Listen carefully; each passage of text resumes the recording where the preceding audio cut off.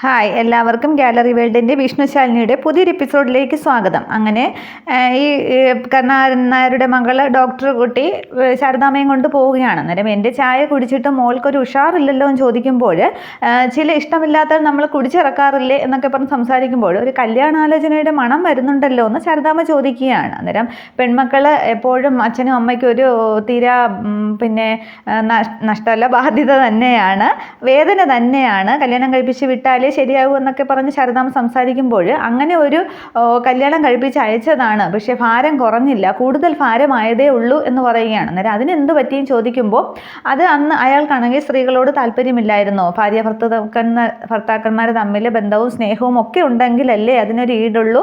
അപ്പോൾ അവസാനം അയാളുടെ മുഖത്തടിച്ച് ഞാൻ ഇറങ്ങി. അപ്പോൾ നാട്ടുകാരൊക്കെ കാര്യം അറിഞ്ഞു, ആകെ മൊത്തം നാറി. അന്ന് മുതലാണ് രണ്ടാം കല്യാണത്തിന് നിർബന്ധിക്കുന്നത് എന്നൊക്കെ പറഞ്ഞ് ഈ കുട്ടി സംസാരിക്കുന്നുണ്ട്. അന്നേരം ശാരദാമ്മ പറയുന്നുണ്ട്, എനിക്കുമുണ്ട് ഇതുപോലൊരു മോള്, അവളുടെ കയ്യിലിരിപ്പ് കൊണ്ട് ബന്ധം ഏർപ്പെടാവുന്ന ഒരു അവസ്ഥയിൽ തന്നെയാണ്. അവളും എന്തൊക്കെ ഇതുപോലെയൊക്കെ പറയും, അവൾ പറയുന്നത് എനിക്ക് മനസ്സിലാവില്ല, ഞാൻ പറയുന്നത് അവൾക്ക് മനസ്സിലാവില്ല എന്ന് പറയുമ്പോൾ ബന്ധം ധൈര്യമായിട്ട് വേർപ്പെടുത്തിക്കൊള്ളാൻ പറയും, എൻ്റെ ഫുൾ സപ്പോർട്ട് ഉണ്ടാകും, ഇങ്ങനെയുള്ള സ്ത്രീകളെ സംഘടിപ്പിച്ച് ഒരു സംഘടന ഉണ്ടാക്കണം എന്നാണ് എൻ്റെ ആഗ്രഹം എന്നൊക്കെ പറഞ്ഞ് ഡോക്ടർ കുട്ടി സംസാരിക്കുകയാണ്. അന്നേരം മോള് സംഘടനയൊന്നും ഉണ്ടാക്കാൻ നോക്കണ്ട, തൽക്കാലം അച്ഛനും അമ്മയും പറയുന്നത് കേൾക്കെന്ന് പറയുമ്പോൾ അത് ആലോചിക്കാവുന്നതാണെന്ന് പറയുന്നുണ്ട്. തുടർന്ന് ശാരദാമ്മയുടെ ഹോട്ടലിന് മുൻപിലല്ല, കുറച്ച് പുറകോട്ടെത്തുമ്പോൾ ഇവിടെ നിർത്തിയാൽ മതി, 5 മിനിറ്റ് നടക്കാനേ ഉള്ളൂ, ഞാൻ പൊയ്ക്കോളാം എന്ന് പറയുകയാണ്. തുടർന്ന് കാറിൽ നിന്ന് ഇറങ്ങാൻ നേരം ഈ ഡോക്ടർ കൂട്ടി പറയുന്നുണ്ട്, ശാരദാമ്മയുടെ മകൾ ചാരിക എനിക്കൊന്ന് കാണണമെന്നുണ്ടായിരുന്നു, പക്ഷെ ഇപ്പോൾ സമയമില്ല, ക്ലിനിക്കിൽ പേഷ്യൻസ് കാത്തിരിക്കുകയായിരിക്കും, പിന്നീട് വരാമെന്ന് പറഞ്ഞ് വണ്ടി എടുത്തങ്ങ് പോകുന്നുണ്ട്. അന്നേരം ഇപ്പോഴത്തെ കുട്ടികളുടെ ഒരു കാര്യം എന്നൊക്കെ പറഞ്ഞ് ശാരദാമ്മയും റോഡിലിറങ്ങിയിട്ട് നിൽക്കുകയാണ്. തുടർന്ന് കോടതിയിലേക്ക് ജീപ്പ് ഓടിച്ചു പോകുന്ന വിഷ്ണുവിനെ കാണിക്കുന്നുണ്ട്. പിന്നീട് സുസ്മിതയും കൊണ്ട് രോഹിത് കോടതിയിലെത്തുകയാണ്. കോടതിയിൽ മുറ്റത്ത് സുസ്മിത അങ്ങ് ധൈര്യത്തോടു കൂടി വണ്ടിയിൽ നിന്ന് ഇറങ്ങുകയാണ്. രോഹിത് ഇറങ്ങാതെ ഇങ്ങനെ മടിച്ചു നിൽക്കുമ്പോൾ ഡ്രൈവർ സീറ്റിൽ നിന്ന് തുറന്നിട്ട്, എന്താ ഇറങ്ങുന്നില്ലേ, എന്നെ തൂക്കിക്കൊല്ലുന്നത് കാണണ്ടേ എന്നൊക്കെ പറയുമ്പോൾ രോഹിത് ഇറങ്ങുന്നുണ്ട്. തുടർന്ന് രോഹിത് സുസ്മിതയുടെ പുറകെ ഇങ്ങനെ പോകുമ്പോൾ ആ കോടതിയുടെ ആ മുറ്റത്ത് തന്നെയാണ് നിന്ന് സംസാരിക്കുകയാണ്. വെറുതെ എന്തിനാണ് രോഹിത് സമയം പാഴാക്കുന്നത്, ഇവിടെ ഒരു ചുക്കും സംഭവിക്കാൻ പോകുന്നില്ല, എന്നെ വെറുതെ വിടും, അത് തന്നെയാണ് ഇവിടെ സംഭവിക്കാൻ പോകുന്നത് എന്നൊക്കെ പറയുമ്പോൾ രോഹിത് ഒന്നും മിണ്ടുന്നില്ല. രോഹിത് ഇങ്ങനെ കേട്ടുകൊണ്ടിരിക്കുകയാണ്. തുടർന്ന് രോഹിത്തിൻ്റെ ഷർട്ടിന് ഇങ്ങനെ കുത്തിപ്പിടിക്കുകയാണ്.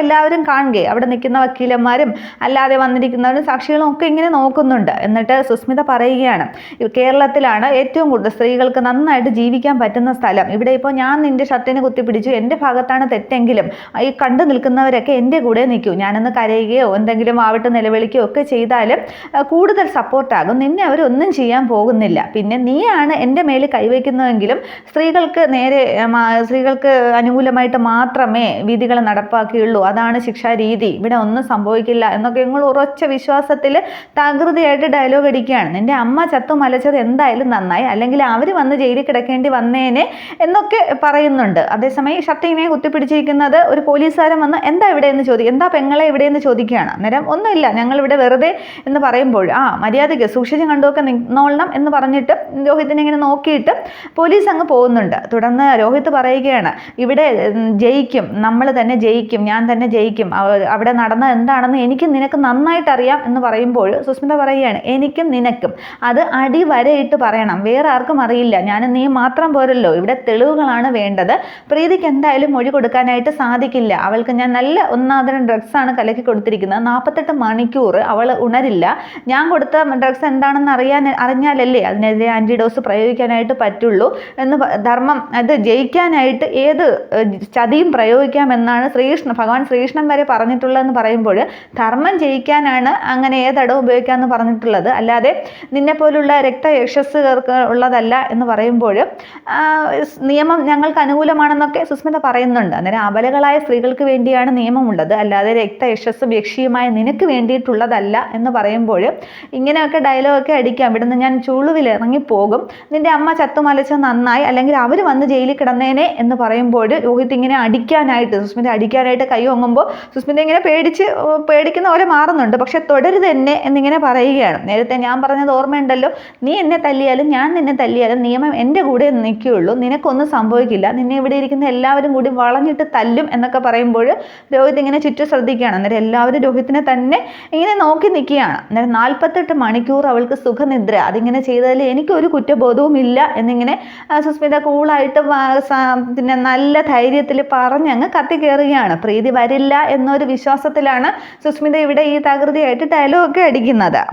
ആ കറക്റ്റ് ടൈമിൽ തന്നെ ഒരു വണ്ടി വന്ന് ആ മുറ്റത്ത് നിൽക്കുന്നുണ്ട്. അന്നേരം സുസ്മിത ഇങ്ങനെ നോക്കിയാണ്. അന്നേരം ആദ്യം അതിൽ നിന്ന് ശാലിനി ഇറങ്ങുമ്പോൾ ഇവളിങ്ങി പോന്നു. അപ്പോൾ പിന്നെ ഹോസ്പിറ്റലിൽ പ്രീതിയുടെ അടുത്ത് ആരാ എന്നിങ്ങനെ ചിന്തിച്ചുകൊണ്ട് നിൽക്കുമ്പോഴാണ് ബാക്ക് സീറ്റിൽ നിന്ന് ഡോറ് തുറന്ന് പ്രീതി ഇങ്ങ് ഇറങ്ങുന്നത്. പ്രീതിയെ കാണുമ്പോൾ സുസ്മിത അങ്ങ് ഒരു നിമിഷം കൊണ്ട് ഇല്ലാതാവുകയാണ്. അങ്ങ് പിന്നെ വിയർത്തങ്ങ് സുസ്മിത ഇങ്ങനെ ആകെ അന്തം വിട്ട് കണ്ണും തള്ളിയൊക്കെ നിൽക്കുകയാണ്. തുടർന്ന് ശാലിനിയാണെങ്കിൽ പ്രീതിയുടെ കൈയും പിടിച്ചുകൊണ്ട് സുസ്മിതയുടെ അടുത്തേക്ക് വരുന്നുണ്ട്. സുസ്മിത ഇങ്ങനെ ഇല്ലാതായി നിൽക്കുകയാണ്. അന്നേരം പ്രീതി ഇന്നലെയല്ല പഞ്ചകൈലാസത്തിൽ നടന്ന കാര്യങ്ങളൊക്കെ ഓർമ്മയുണ്ടോ എന്നിങ്ങനെ ചോദിക്കുമ്പോൾ ഇന്നലെ കണ്ടതുപോലെ എനിക്കെല്ലാം ഓർമ്മയുണ്ട്.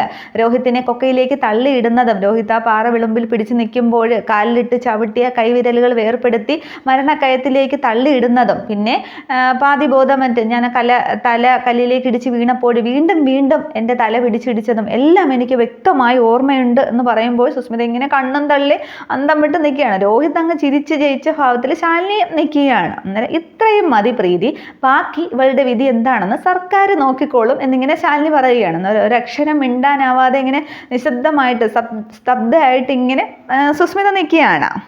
ഇതേസമയം ആ കോടതി വരാന്തയിലേക്ക് ചന്ദ്രബോസ് വരുന്നുണ്ട്. ചന്ദ്രബോസ് ഇങ്ങനെ വണ്ടിയിൽ നിന്ന് ഇറങ്ങിയിട്ട് സുസ്മിതയെ നോക്കി ഇങ്ങോട്ട് വാന്ന് ഇങ്ങനെ കണ്ണുകൊണ്ട് അങ്ങ് കാണിക്കുകയാണ്. സുസ്മിത അയാളുടെ അടുത്തേക്ക് പോകുമ്പോൾ രോഹിത് ശാലിനിയോട് ചോദിക്കുന്നുണ്ട്, അയാൾ ഇനി സുസ്മിതയെ രക്ഷപ്പെടുത്തുമോ എന്ന്. അന്നേരം ഇല്ല, പോലീസ് ഓഫീസർ അല്ലേ, രക്ഷപ്പെടുത്തിയാൽ സുസ്മിതയ്ക്ക് പകരം അയാൾ ജയിലിൽ പോയി കിടക്കേണ്ടി വരും എന്നിങ്ങനെ പറയുകയാണ്. തുടർന്ന് ചന്ദ്രബോസിന്റെ അടുത്ത് നിന്ന് സുസ്മിത ഇങ്ങനെ നോക്കി നിൽക്കുകയാണ്. തുടർന്ന് വിഷ്ണു എവിടെയെന്ന് ഇങ്ങനെ രോഹിത് ചോദിക്കുമ്പോൾ അതിന് വിഷ്ണുട്ടൻ ഇവിടെ ഇല്ലേ ചോദിക്കുകയാണ്. അന്നേരം ഇല്ല, നിങ്ങളുടെ കൂടെ ഹോസ്പിറ്റലിൽ ഉണ്ടാകുമെന്നാണ് ഞാൻ വിചാരിച്ചത് എന്ന് പറയുമ്പോൾ അവരാകെ കൺഫ്യൂഷനിലായിട്ട് നിൽക്കുകയാണ് വിഷ്ണു എവിടെ എന്നുള്ളൊരു ഉദ്ദേശത്തില്ല.